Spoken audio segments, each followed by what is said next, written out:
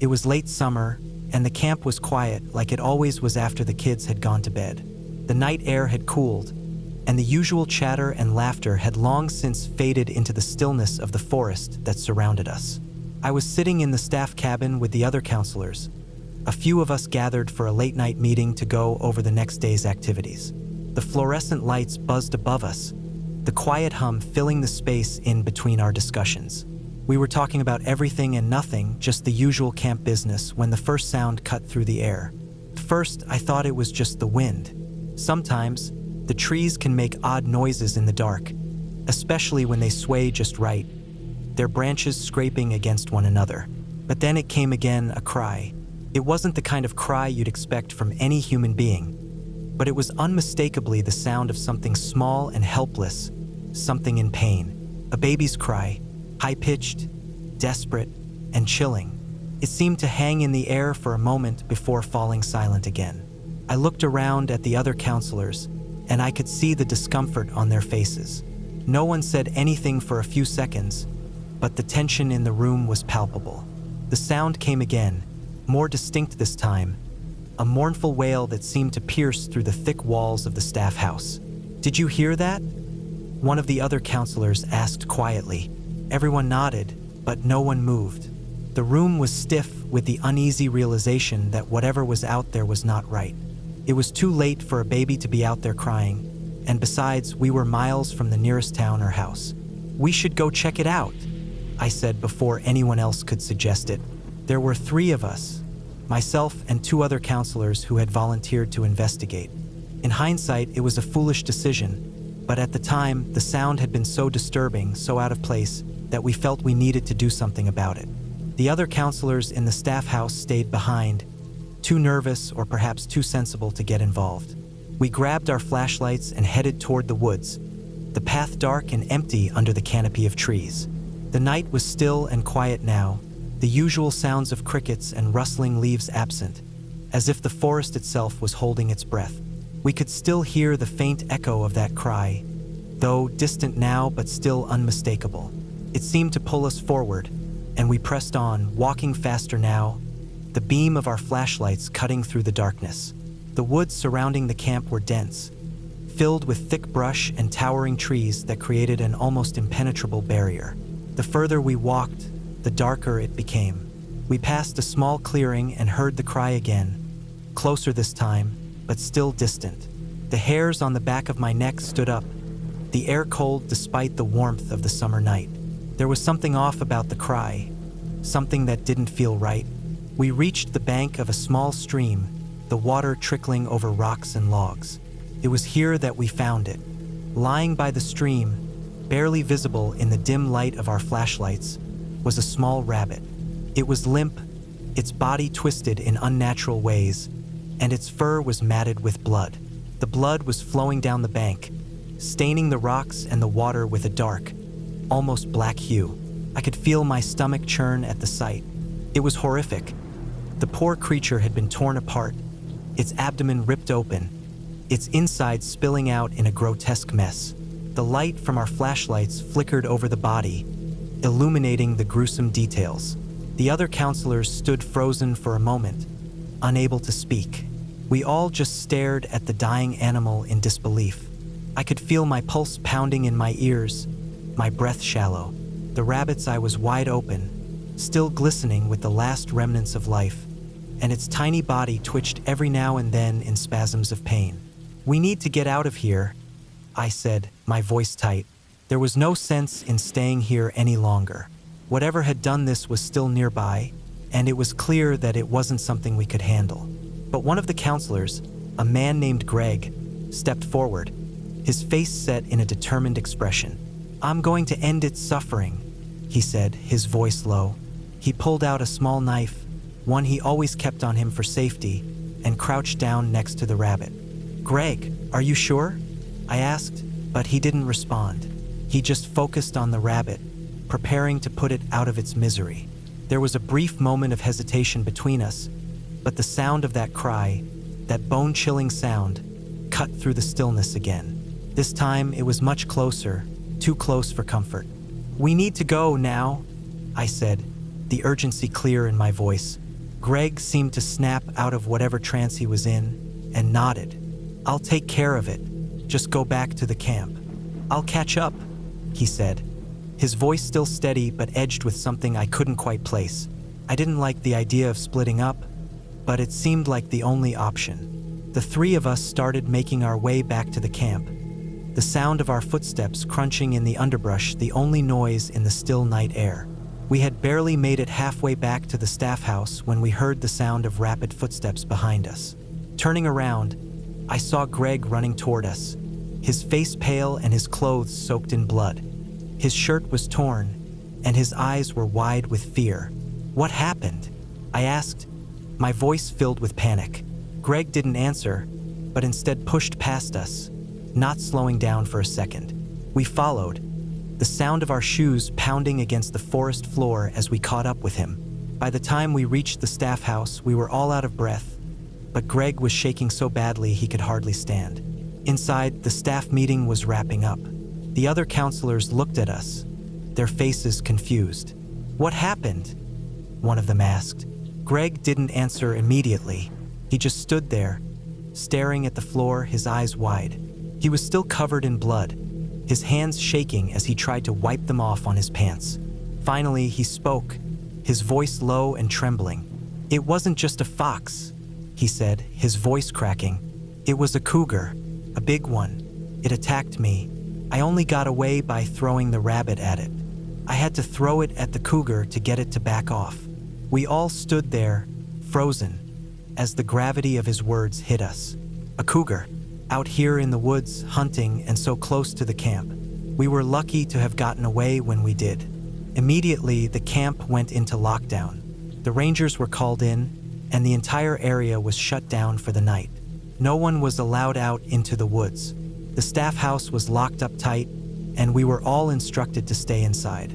The rangers arrived shortly after, their vehicles rolling into the camp with their lights flashing in the dark. They gathered in a huddle outside, making plans for how to track the cougar. It was clear now that the animal was dangerous, and they were determined to capture it before it could cause any more harm. We didn't sleep much that night.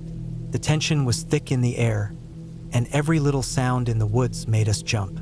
We knew that there was something out there, something wild and dangerous, waiting in the shadows. In the morning, we were told that the cougar had been spotted near the edge of the camp, but it had already moved deeper into the woods. The rangers continued to track it, but we never found out if they managed to trap it. They assured us that it was safe to go about our business, but the knowledge that a cougar had been so close to camp stayed with us. The truth of the matter was that we were lucky. That night, if Greg hadn't thrown that rabbit to distract the cougar, we might not have made it back to the staff house in one piece. The sound of that baby's cry still echoes in my mind from time to time.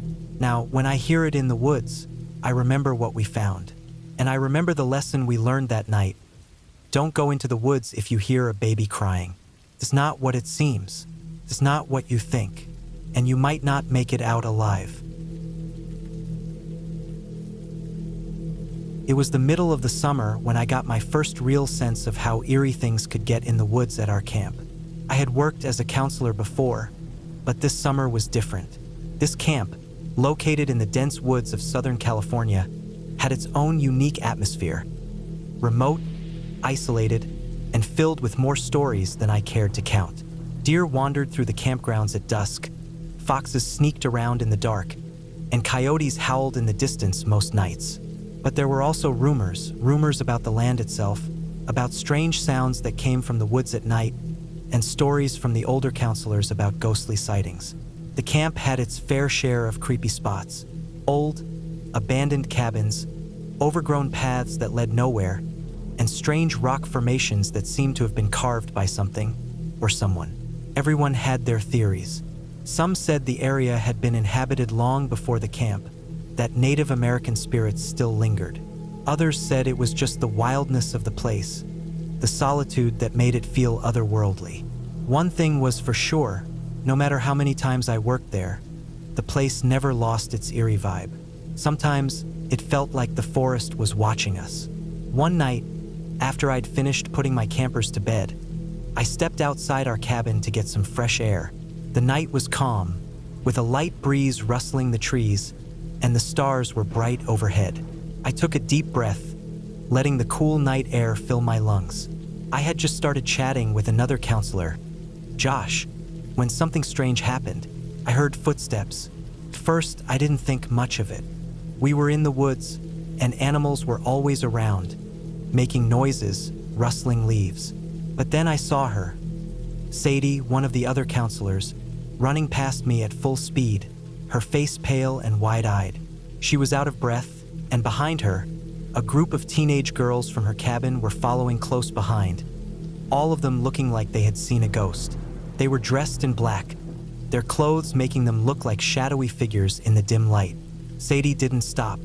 She kept running, her voice barely audible as she screamed at me. "We thought we heard a ghost. It sounded like a kid screaming for help," she yelled, her eyes wild with fear. I stood there, frozen for a second. Sadie was not the type to freak out. She was calm, collected, the kind of person who always kept her head in any situation.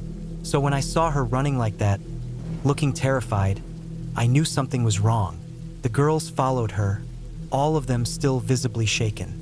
They disappeared into the distance as Sadie continued to run toward the other side of camp. I looked at Josh, who had a concerned look on his face, and then we both turned to look at the empty space Sadie had left behind. Sadie said she'd meet me later to explain what happened.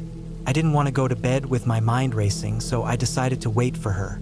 It wasn't long before she came back, still looking tense, her eyes wide and serious. She told me what happened.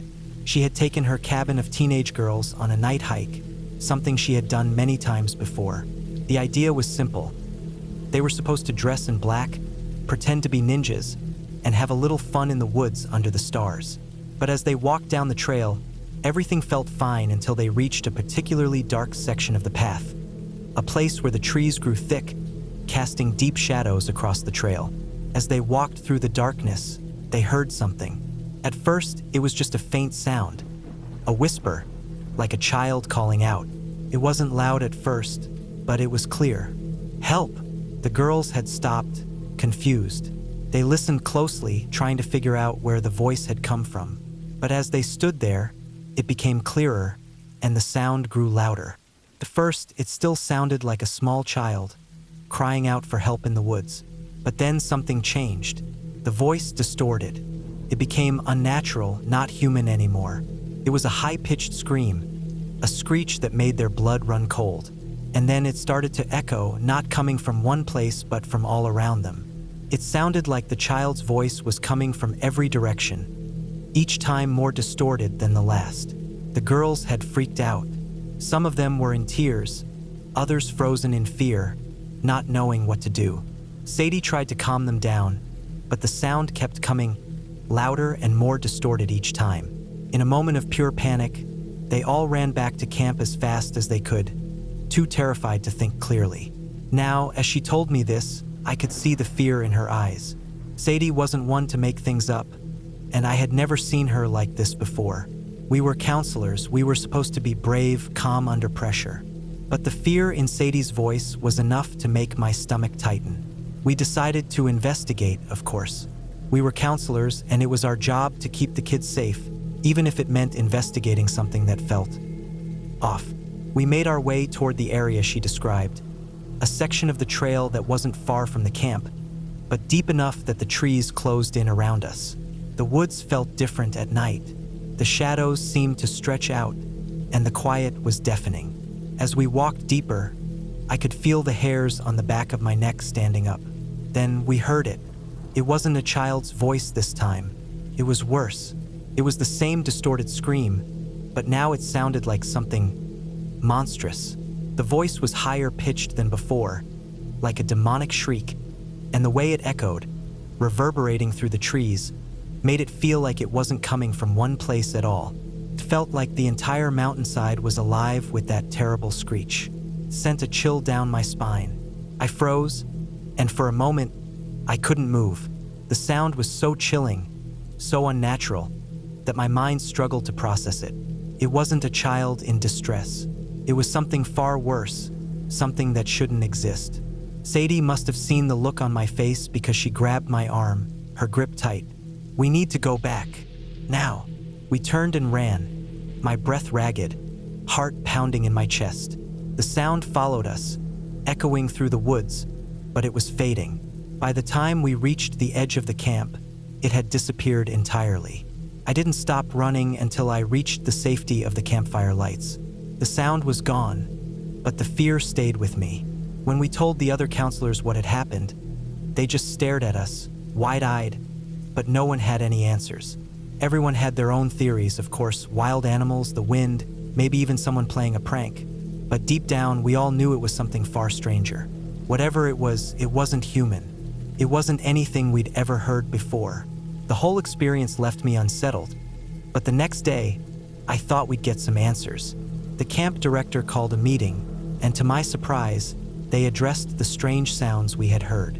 The director calmly explained that the sound we had heard wasn't a ghost, wasn't anything supernatural. It was a bobcat. Apparently, bobcats make a high-pitched, almost human-sounding cry when they're distressed or calling out to others. "Don't be alarmed if you hear it again," the director said, trying to calm the group down. "They're harmless." The rest of the day felt surreal. We just spent hours freaked out over what we thought was something supernatural, and it turned out to be a bobcat.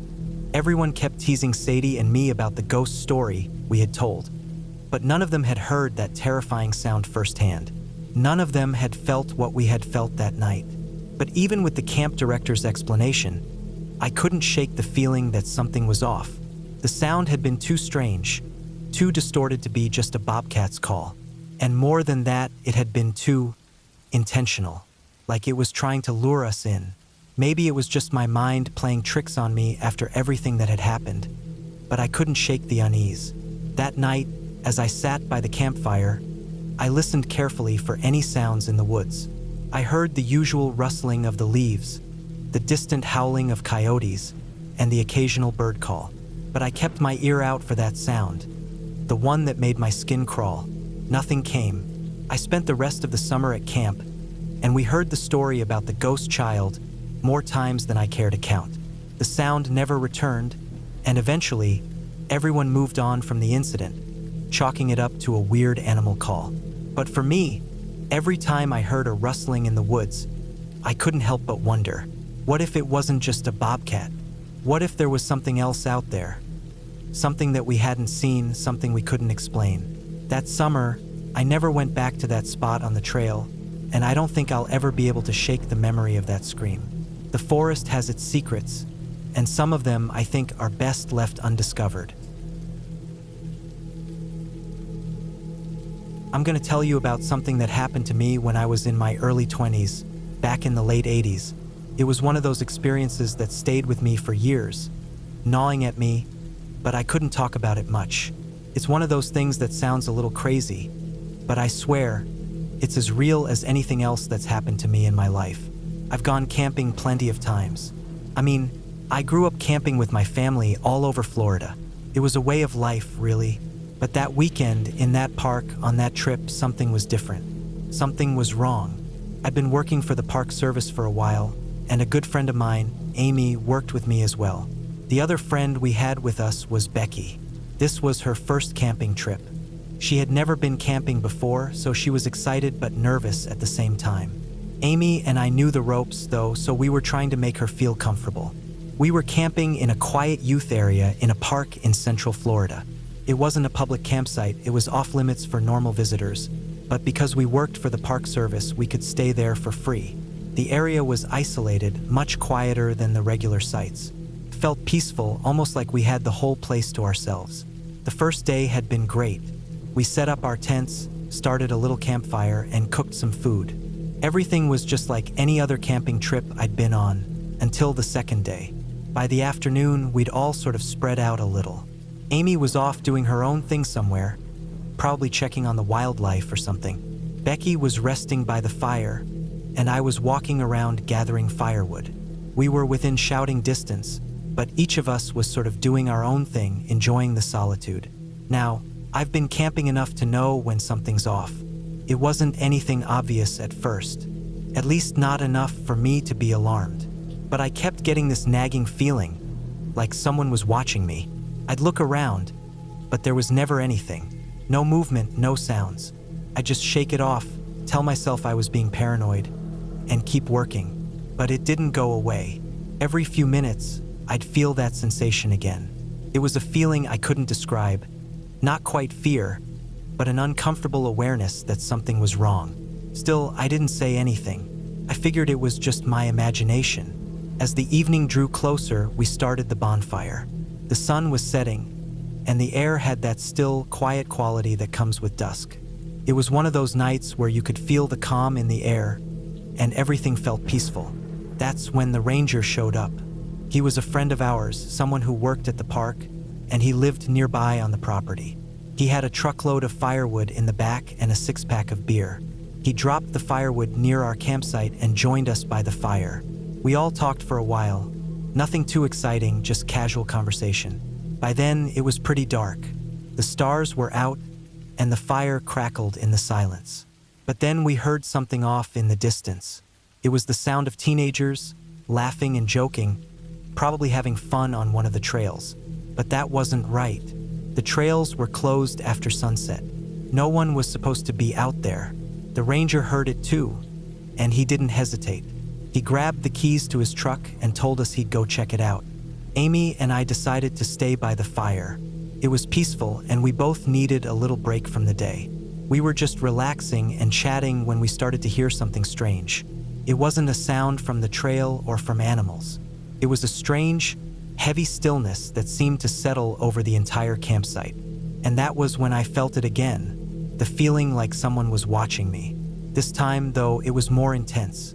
I looked around, scanning the trees, the shadows, and the open space in front of me, but I saw nothing. My heart started to race. I didn't know why. It didn't make sense. But the longer I stood there, the more the feeling grew. I tried to ignore it, but it only got worse. I looked over at Becky. She was sitting on a log, looking off into the woods, her body slightly tense. Then, almost like she was reading my mind, she glanced at me and said, "Do you feel that?" I didn't want to admit it, but I had to. "Yeah, I do." We both went quiet, staring out into the darkness. Neither of us spoke for a moment, but the air around us seemed to shift. It was so sudden, so tangible, that I felt like I could almost reach out and touch it. The feeling of dread was so heavy that it made my stomach turn. Something wasn't right, and we both knew it. At first, we didn't say anything about it. We didn't want to freak each other out, but the feeling was so strong, so real. Then, without saying a word, we both stood up at the same time. We started walking toward the car. I tried to keep my pace casual, like there was nothing to worry about, but my gut was telling me to run, to get out of there as fast as I could. Still, I kept walking, one step after another. Halfway there, I glanced at Becky. Her eyes were wide, and I could see the same fear in her face. Without a word, we both broke into a run. It was instinct, pure and simple. Something was wrong. I didn't know what it was, but I wasn't sticking around to find out. We reached the car in a matter of seconds, but it felt like a lifetime. I slammed the door behind me and locked it. I didn't even stop to think. I turned the headlights on, hoping that would make us feel safer. But deep down, I knew that the light didn't matter. Whatever was out there, it was beyond the reach of those headlights. I had my pistol on me, but in that moment, it felt completely inadequate. It wasn't enough. It wouldn't be enough. I sat there in silence, hands gripping the steering wheel, eyes glued to the road ahead, afraid to look out the windows. I kept my gaze straight ahead, knowing that if I turned my head, I might see something I couldn't unsee. I might see something that would stay with me forever. Minutes passed, but it felt like hours. We didn't move. We didn't talk. We just sat there, both of us frozen in place. My heart was pounding so hard I thought it might burst. It was a kind of fear I had never felt before. It was raw, primal, something deeper than the usual fear I'd experienced in all my years of camping. I was afraid to move, afraid to make a sound. I could feel that presence, like something was watching us, waiting for us to make a mistake. I don't know how long we sat there, but it felt like forever. Then, just like that, it was gone. The air shifted again, and I could almost feel the weight lift. The oppressive, suffocating presence that had been so heavy on my chest was gone. The fear didn't disappear, not completely, but it was fading. Slowly, very slowly. It was as if whatever had been there had moved on, leaving us alone. A few minutes later, the ranger and Amy returned in the truck. They had driven off to find the teens, but by the time they got there, they had already left. They seemed surprised to see us in the car, but neither of us said much. We didn't need to. They didn't know what we had felt, and I wasn't about to try to explain it. We didn't talk much after that. We stayed by the fire, but it wasn't the same. I don't think any of us slept well that night. In the morning, everything seemed normal again. The sun was up, the birds were singing, and the forest was its usual quiet self. But I knew something had happened the night before, something that none of us could explain. It felt like we had been close to something dangerous, but I couldn't say what it was. We finished our trip, but I could never shake the feeling that we had been watched, that we had been close to something we shouldn't have messed with. Years have passed since that trip, but I still remember that night clearly. The feeling of fear, the terror that gripped me, is something I've never experienced before or since. It wasn't an animal, it wasn't a storm, and it wasn't anything I could put a finger on. But I know one thing for sure. I've never felt more certain in my life that we were in serious danger. I was 17 when it happened, back in the summer of 2000. It was one of those sticky July weekends in rural Ontario, the kind where the air is thick with the scent of pine and the buzz of mosquitoes. My friends and I had planned a camping trip to celebrate the end of high school exams. We were a tight-knit group, me, Jake, Sarah, and Mike, eager to escape the confines of our small town and immerse ourselves in the wilderness. We chose a secluded spot near Lake Algonquin, a place Jake's older brother had recommended. It was a 2-hour hike from the nearest road, ensuring privacy and a genuine back-to-nature experience. We packed our gear, loaded up on snacks, and set off early Saturday morning. The hike was arduous but invigorating. We traversed dense forests, crossed babbling brooks, and climbed steep inclines. By the time we reached the campsite, our clothes were damp with sweat, and our legs ached. But the view made it all worthwhile. A serene lake surrounded by towering pines, with a clearing just big enough for our tents. We set up camp, built a fire, and spent the evening roasting marshmallows, sharing stories, and laughing until our sides hurt. As night fell, the temperature dropped, and we retreated to our tents. I shared mine with Jake, while Sarah and Mike occupied the other. I remember drifting off to sleep, the sounds of the forest lulling me into slumber. But then, something strange happened. I woke up in the middle of the night, sitting upright in my sleeping bag. Jake was staring at me, his eyes wide with fear. "Dude, are you okay?" he whispered. I blinked, disoriented. "Yeah, why?" "You were talking in your sleep," he said. But it wasn't like normal sleep talking. Your voice changed. It was deeper, almost guttural. You were saying things I couldn't understand. I frowned, trying to recall the dream I must have been having, but my mind was blank. "I don't remember," I admitted. Jake nodded slowly, clearly unsettled. "It was creepy, man. You were saying something about the shadows and they're watching. Then you just stopped and lay back down." I laughed nervously. Maybe I was just dreaming about a horror movie or something, but Jake didn't laugh. "Yeah, maybe." The next morning, the atmosphere was tense. Sarah and Mike joined us for breakfast, and Jake recounted what had happened. They exchanged uneasy glances. "That's weird," Sarah said. "I thought I heard someone talking last night, but I assumed it was just the wind." Mike nodded. "Same here. It sounded like whispering." I shrugged it off, but a nagging feeling settled in my gut. I had no memory of talking in my sleep, and the idea that my voice had changed was unsettling. That night, we decided to stay up late, hoping to catch a glimpse of the meteor shower that was supposed to peak around midnight. We lay on our backs, gazing up at the star-studded sky, pointing out constellations and sharing stories. As the night wore on, fatigue set in, and one by one we retreated to our tents. I was the last to go, lingering by the dying embers of the fire. The forest was eerily quiet, the usual chorus of crickets and frogs absent. A chill ran down my spine, and I quickly zipped myself into the tent. Sleep came fitfully.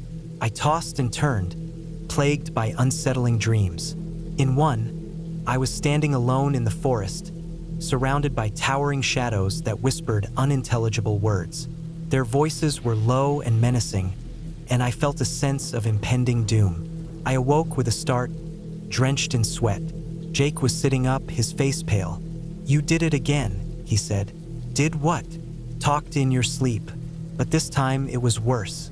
You were shouting, and your eyes were open." I stared at him, horrified. What was I saying? He hesitated. "Something about they're here and we have to leave. It was like you were warning us." I felt a wave of nausea. "I don't remember any of that." The next morning, we packed up camp and hiked back to the car in silence. The incident left a lingering unease, and we never spoke of it again. Years later, I still don't know what happened during that camping trip. I've never experienced anything like it since. But sometimes, when I close my eyes at night, I can still hear the whispers of the shadows in my dreams.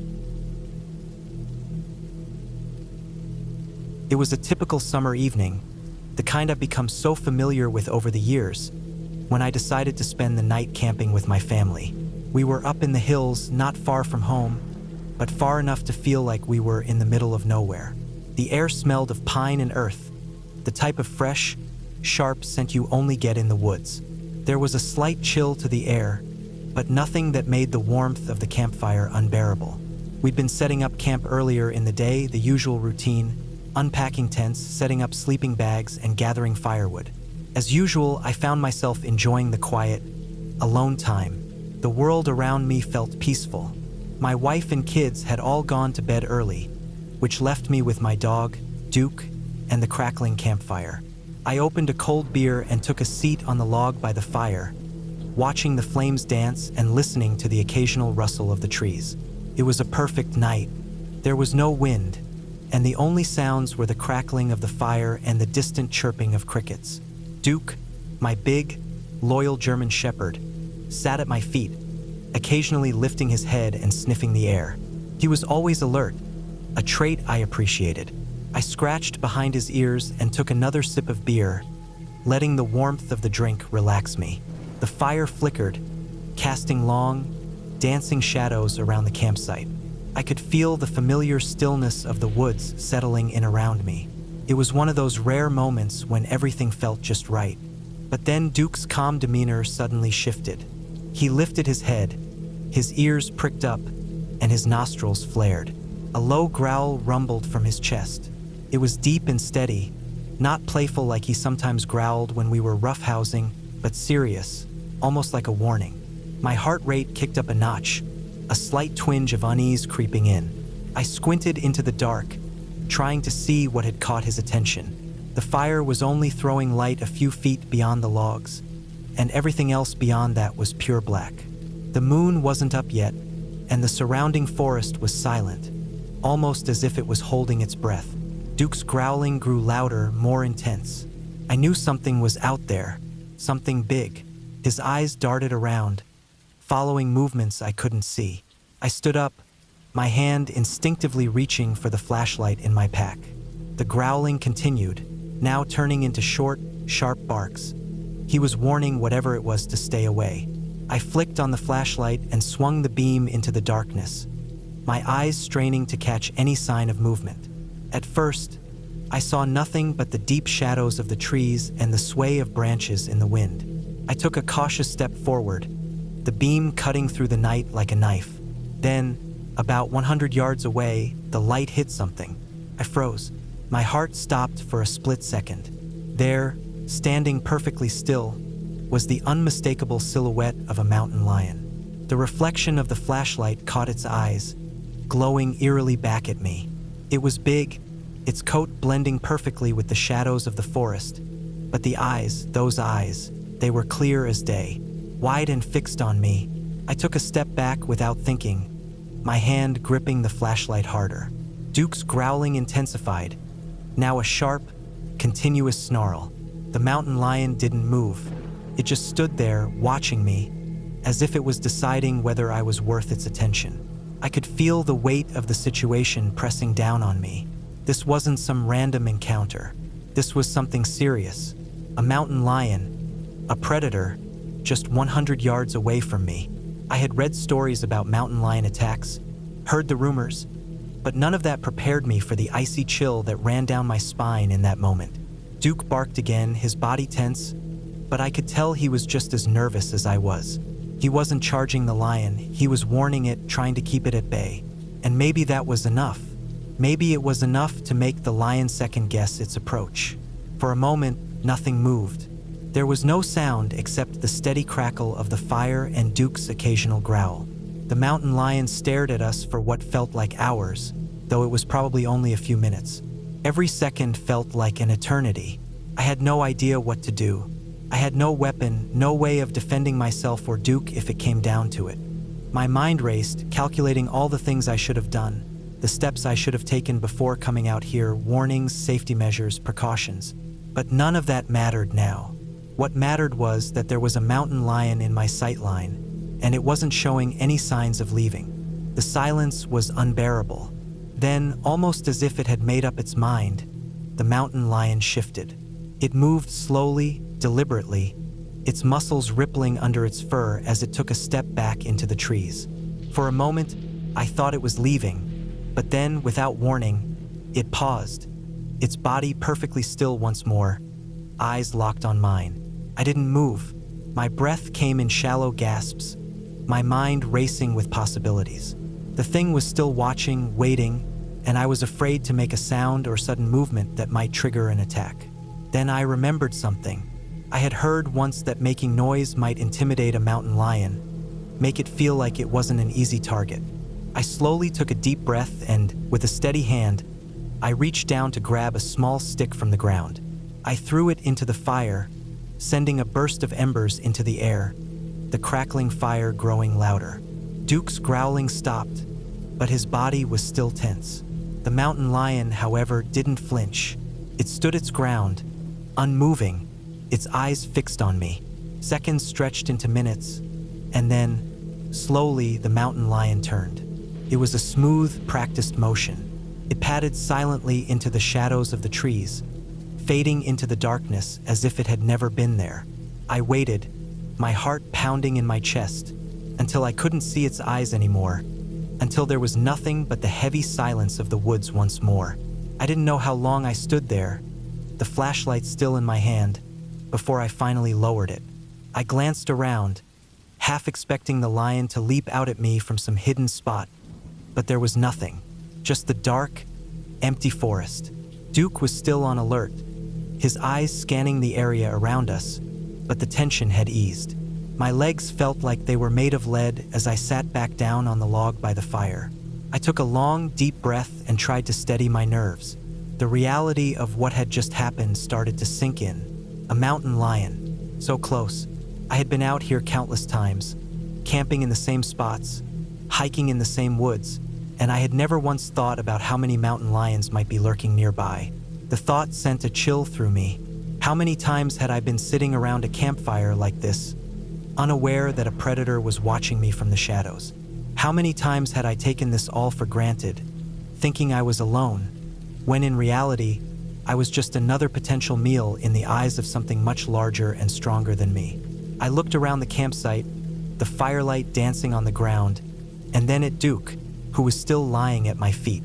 He was calm now, but I knew he would be on alert if anything else came our way. I realized how much I had underestimated the danger of being out here in the wild. As the night wore on, I kept the fire burning brightly. I kept the flashlight close and stayed by the fire, knowing that if anything else came around, I would be ready.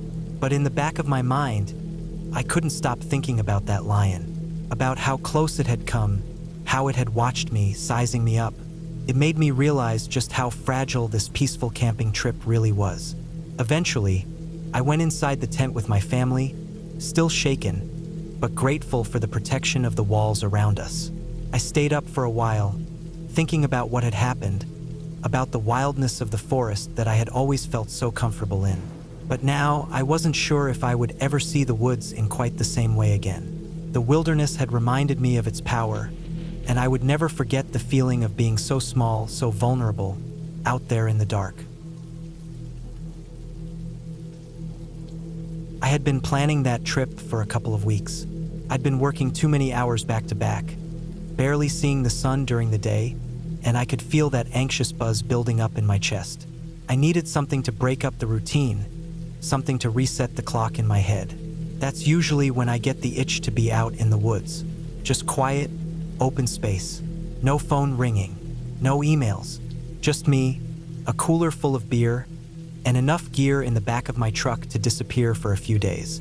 I didn't have a specific destination in mind when I left, just a general idea. I had been up in that region a few times before, rolling hills, narrow trails, and old forests that still felt mostly untouched. I remembered a few turnoffs that led down into the valley near the river, and I figured if I kept driving until something looked good, I'd figure it out. That's usually how it goes. By the time I got to the trailhead, the sun was already dropping low. I should have started earlier, but I lost time gassing up and grabbing extra ice and firewood on the way. Still, I wanted to get a hike in, even just a short one. I knew better than to hike that late, but the weather was good, and I wasn't tired yet. I followed a worn trail that dropped down into a narrow valley. The trees were thicker there, and it felt like the kind of place that didn't get a lot of foot traffic. Every now and then I'd pass an old marker or a rusted-out trail sign that looked like it hadn't been touched in years. It was nice, though, quiet in a way that made you breathe differently, deeper. You could hear every little thing. Squirrels moving through the brush, wind shifting the leaves, distant water moving over rocks. About an hour in, with the sun behind the ridge and the sky starting to go from yellow to purple, I figured I should turn around. I didn't want to be fumbling around on unfamiliar trails after dark. I wasn't nervous, just practical. That's when I heard someone ahead of me. At first, I thought I was imagining it, just the faint sound of movement through the trees. Then I saw him, a guy coming toward me from the opposite direction on the same trail. Mid-40s maybe, lean build, camo jacket, and a faded baseball cap. He didn't look like a hiker exactly, more like a local who knew the area well. There was something easy about the way he moved, like someone who spent a lot of time out there. We nodded at each other when we passed. He stopped and pointed me toward a spot just off the road but tucked into the trees near the river. He said it was a solid place to camp. Flat, quiet, hidden, easy to get in and out of but not obvious from the road. I appreciated the tip. That kind of info is gold when you're trying to find a good site without wasting gas driving in circles. I thanked him, turned around, and headed back. I didn't think much about it. He seemed friendly enough. I followed the directions he gave, and sure enough, the spot was perfect. A little gravel turnout hidden behind thick undergrowth, maybe 20 yards from the river and another 15 from the road. If you weren't looking for it, you'd drive right past. I pulled the truck in, did a quick walk of the area to make sure there weren't any weird signs of past trouble. No trash piles, no broken glass, no signs of squatters or anything like that. Everything looked fine. The ground was flat, and there were just enough trees around to break up the wind without crowding the space. I parked, threw a few logs into a pit someone had already built up with rocks, and started a fire. I popped open a beer and set my phone to play one of my friend's comedy podcasts. He just started it, and I promised I'd catch up. It felt good, the way the firelight bounced off the truck, the way the cold beer tasted after a hike. The show was loud enough to make me laugh out loud a few times, and I didn't care how much noise I was making. I wasn't trying to be stealthy. If anything, I wanted animals to know I was there and steer clear. It got dark fast. One of those nights where the stars come out sharp, and the air cools down hard the moment the sun dips. I looked at my gear, looked at the time, and decided to just sleep in the back of the truck. I had the topper on, all my gear already in there, and enough padding to make it comfortable. Setting up a tent felt like more trouble than it was worth at that point. I crawled into the truck bed, slid the hatch closed, and left one of the side windows cracked for air. I was tired but not uncomfortable. I had my buck knife clipped into the side panel near my sleeping bag and my bear spray tucked close to my chest. Not out of fear, just habit. You don't sleep outdoors without being prepared for something, even if that something is just a curious raccoon. I slept surprisingly well. Woke up to the early sun poking through the trees and that damp, earthy smell that always comes with riverside camping. No headaches, no weird sounds during the night. Nothing had disturbed the truck or my gear. I slid the back open, stretched, and got a fire going again. Breakfast was going to be simple: eggs, some bacon, and another beer. I cracked one open while the skillet heated, feeling good. That kind of morning where everything feels earned. I was halfway through getting the fire stable when I saw him. At first, I thought it was a hiker or someone passing through. He was standing at the edge of the trees, not quite in the open but not hiding either. What threw me off was how still he was. Just standing there, not moving, not saying anything. I figured he'd say something, maybe ask for directions or tell me I was on private land or something like that. But he didn't. He started to move toward the camp, slowly, kind of drifting along the edge, never looking directly at me. He was filthy, clothes torn, faded, stained. His beard was long, grayish-brown, tangled with bits of leaves and dirt. He had plastic grocery bags, maybe 100 of them, tied all over his clothes, hanging from his belt, sleeves, backpack. Some were empty, others bulging with who knows what.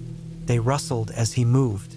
He didn't say a word, just kind of floated near the perimeter, pacing a loose circle around my fire. I watched him for a while, trying to read his body language. I said something about how nice the day was, just to break the silence. He didn't react. Nothing. No glance, no nod. Just kept pacing, always keeping a few yards between us. I offered him breakfast, figuring maybe he was hungry. No response. He turned away, then stopped. I offered him a beer. Still nothing. He just stood with his back to me, a few feet outside the tree line, staring off into the brush like I wasn't even there. I didn't like it. Something about the way he acted felt off. I wasn't scared exactly, not yet, but I was on edge. The normal human rules weren't applying, and that's never a good sign. I didn't know if he was high, mentally ill, or just trying to unsettle me, but I started thinking about what I'd do if he tried to come closer or mess with my gear. My bear spray was close, my knife even closer. I gave it a few more seconds, watching him pace, and then I just snapped. The mood had changed completely. I felt it in my gut. The way the trees suddenly felt like they were pressing in, the way the breeze stopped. I didn't want this guy near me. I yelled at him, gave him a straight-up ultimatum. Either acknowledge me or get the hell out. I didn't shout, didn't get wild, just clear and firm. Still nothing. That was the scariest part. Not even a flinch. So I stood up, grabbed the bear spray, and took a few steps toward him. I didn't raise it, didn't aim, just made it clear I was done playing nice. He finally moved, slowly at first, then with more of a sulk. Not a run. Just turned and drifted back the way he came. Through the trees, the sound of those plastic bags fading with him. I didn't wait. I threw water on the fire, slammed everything back into the truck, and peeled out of that spot as fast as I could. My hands were shaking, and it wasn't from the beer. I kept checking my mirrors for the next 10 miles. The whole drive back, I couldn't shake the feeling. The way he moved, the way he never made eye contact, it felt like he had been watching me longer than I realized. Maybe since the night before, maybe even while I was sleeping in the truck, windows cracked. I thought about what might have happened if I'd set up my tent. How easy it would have been for someone to sneak up, for someone like him to stand outside all night just listening. There was no resolution, no cops, no big moment, just that lingering discomfort, like you'd seen a slice of something wrong, something not meant to be explained. And maybe you got lucky. I haven't been back to that valley since. I don't think I will. I never really liked camping alone, but I did it sometimes just to feel like I was getting away. Life had gotten heavy that summer. Job stress, long hours, the usual things piling up, and I needed something to shake it off. I figured a few days out in the woods would be enough to clear my head. I didn't go too far from home, maybe a 2-hour drive north, to a patch of forest I had only been to once before with a couple buddies. It wasn't a marked campsite, just a quiet spot near a small river. Not a lot of people knew about it, which made it perfect for what I needed. No crowds, no noise, no responsibilities. I packed light, just the basics. Tent, sleeping bag, water, food, some cooking gear, a knife, and a first aid kit. I had enough for 4 days. I parked off a gravel road and hiked about 45 minutes into the woods before I set up camp. The trail was mostly overgrown. It seemed like no one had been down there in a while. There was a clear spot near the riverbank with a few flat rocks and a fallen tree. I set up the tent there. I figured I'd spend the first night just resting and maybe take a long hike the next day. The first night was quiet. It took me a while to fall asleep because of the usual forest sounds. Branches snapping, water flowing, insects buzzing, but eventually, I did. I woke up early the next morning to birds going off like an alarm. I got up, boiled some water for instant coffee, and sat on one of the rocks to drink it. The air was crisp, clean. Felt good to be out there. I decided to explore up the river that day. I followed it upstream, just walking slow and watching the water. I saw deer tracks in the mud, found some cool stones in the shallow parts, and stopped now and then to rest. About 2 hours into the hike, I noticed something weird. It was a boot print, just one, in a patch of damp dirt along the river. It looked fresh, no debris in it, sharp edges. I stood there for a minute trying to figure it out. It was too big to be mine. Someone else was out here, which wouldn't have been a big deal except for how overgrown the trail had been on the way in. I hadn't seen another car parked anywhere. It didn't make sense. I looked around for more prints but didn't see any. Just that one, heading in the same direction I was going. It made me a little uneasy, but I kept walking. Maybe it was old and just looked new because of rain or something.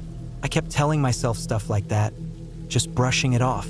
I kept going for another hour before turning back. I got back to camp in the early afternoon, made a fire, and cooked some noodles.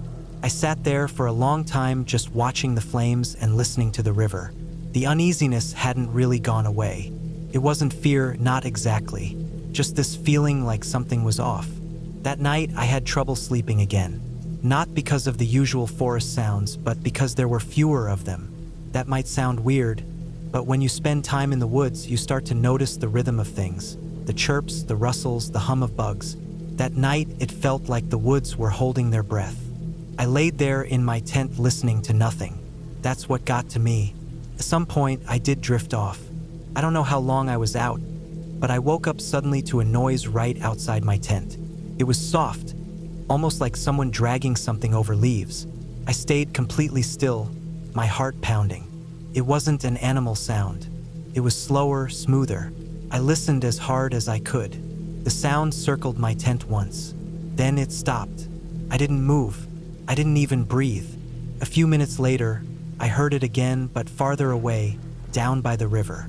I stayed like that, frozen in place, until the sun started to rise. When I finally unzipped the tent and stepped outside, everything looked normal.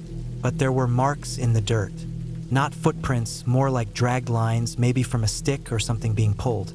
They circled my tent. I walked the whole area, looking for more signs, but I didn't find anything else. I checked my pack, my gear, everything was still there. I thought about packing up and leaving right then, but something about leaving without knowing what was going on felt worse. I spent the day close to camp. I didn't hike. I didn't fish. I just stayed there, checking my surroundings again and again. The woods were still quiet, too quiet. I kept looking at the trees, the bushes, scanning for movement. Felt like something was watching. That night, I didn't even try to sleep. I sat inside my tent with my knife and my flashlight, just waiting. I turned the flashlight off to save batteries, but I kept it in my hand. It was pitch black. I could hear the river soft in the background, but that was it. A few hours passed with nothing. Then I heard the sound again, dragging, slow and steady. I froze. Came from the left side of the tent. Then it stopped. Then I heard breathing. Close. So close I could almost feel it through the fabric. I wanted to jump out, to shine the light and end it, but I couldn't make myself move. The breathing lasted maybe 30 seconds. Then, nothing. Silence again. I sat there until morning, knife in one hand, flashlight in the other. When the sun came up, I got out and looked around. No prints this time, just more of those weird drag marks in the dirt. This time, they led off into the woods, away from the river. I followed them for maybe 30 feet before they disappeared into undergrowth. I didn't follow them any farther. I went back to camp, packed everything fast, and started the hike out. I didn't eat, didn't rest. I just kept moving. Every few minutes I looked behind me. I didn't see anything, but I couldn't shake the feeling that something was there, just out of sight. About halfway back to the car, I noticed something hanging from a tree. It was a piece of cloth, blue, dirty, torn, tied to a low branch. It looked like denim, like the leg of a pair of jeans. It was stained, crusted over with something dark. I didn't stop. I didn't even look at it for more than a second. I kept walking. When I got back to the car, it was untouched. I got in and started the engine as fast as I could. I didn't breathe right until I was back on the main road, with traffic and gas stations and buildings. I didn't tell anyone about what happened for a while. When I finally did, people said the usual stuff. Maybe it was a bear, maybe I imagined it, maybe it was just nerves. But I know what I felt. I know what I heard. Something was out there. Something followed me. Something came right up to my tent. A few weeks later, I read an article online about a missing hiker in the same forest. No body found, no clear signs of struggle, just vanished. The only thing search teams found was a torn piece of blue jeans tied to a tree limb. I haven't gone camping since.